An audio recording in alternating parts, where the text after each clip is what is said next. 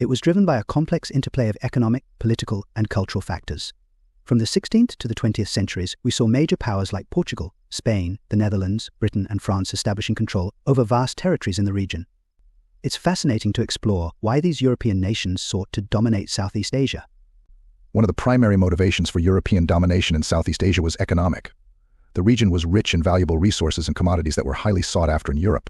Spices such as nutmeg, cloves, and pepper were in high demand, and Southeast Asia was a major producer of these goods.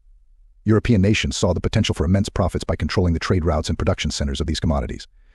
The lucrative spice trade was a significant driver of European exploration and conquest in the region. Exactly. The Portuguese were among the first Europeans to establish a presence in Southeast Asia, capturing Malacca in 1511. Malacca was a crucial trading port that connected various parts of Asia with Europe.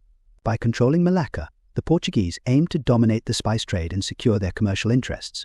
Similarly, the Dutch, through the Dutch East India Company, sought to monopolize the spice trade by establishing control over key production areas in the Moluccas, or the Spice Islands.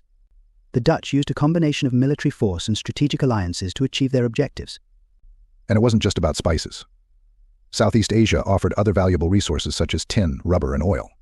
The British, for instance, were interested in the tin mines of Malaya and the rubber plantations that were established later.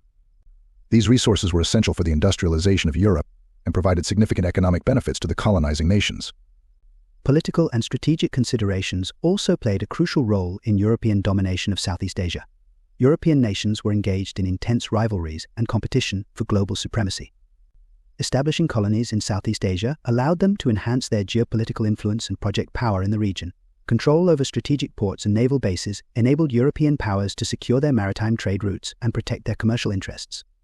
The British, for example, established control over Singapore in 1819, recognizing its strategic importance as a naval base and trading port. Singapore's location at the crossroads of major sea routes made it a vital asset for maintaining British dominance in the region.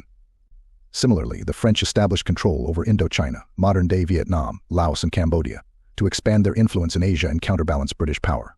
Cultural and ideological factors also contributed to European domination in Southeast Asia.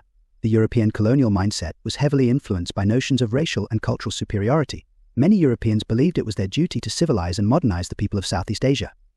This paternalistic attitude justified their colonial ambitions and provided a moral rationale for their actions. Christian missionary activity was often intertwined with colonial expansion, as missionaries sought to convert the local populations to Christianity and spread Western values. The spread of Western education, legal systems, and infrastructure was seen as part of the civilizing mission of European powers. While these efforts did bring some modernization to the region, they were often accompanied by the exploitation and marginalization of local cultures and traditions. The imposition of European cultural norms and practices disrupted traditional societies and created lasting legacies of inequality and social division. The impact of European domination on Southeast Asia was profound and multifaceted. Economically, the extraction of resources and exploitation of local labor systems enriched the colonial powers but often left the local populations impoverished. The introduction of plantation agriculture and cash crop economies transformed the economic landscape of the region, leading to the displacement of subsistence farmers and the concentration of land ownership in the hands of European settlers and local elites who collaborated with them. The political structures of Southeast Asian societies were also fundamentally altered by European colonialism. Traditional systems of governance were often replaced or co-opted by colonial administrations. Local rulers who resisted European control were deposed or marginalized, while those who cooperated were rewarded with power and privileges. This created a new class of local elites who were loyal to the colonial powers and helped maintain their dominance. The colonial experience also had significant social and cultural impacts. The imposition of Western education and legal systems eroded traditional knowledge and practices. Indigenous languages and cultures were often suppressed in favor of European languages and cultural norms. This cultural displacement contributed to a sense of alienation and loss of identity among the local populations. Resistance to European domination took various forms throughout Southeast Asia. Indigenous leaders and communities resisted colonial rule through armed rebellion, passive resistance, and efforts to preserve their cultural heritage. Notable examples of resistance include the Aceh War in Indonesia, the Philippine Revolution against Spanish and later American rule, and the various uprisings in Vietnam against French colonialism.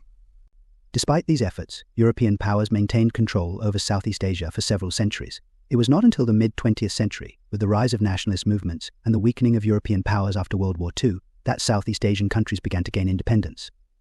The decolonization process was often tumultuous and marked by conflict, but it ultimately led to the emergence of independent nation-states in the region. The legacy of European domination in Southeast Asia is still evident today. The political boundaries, economic structures, and social dynamics of the region have been shaped by the colonial experience.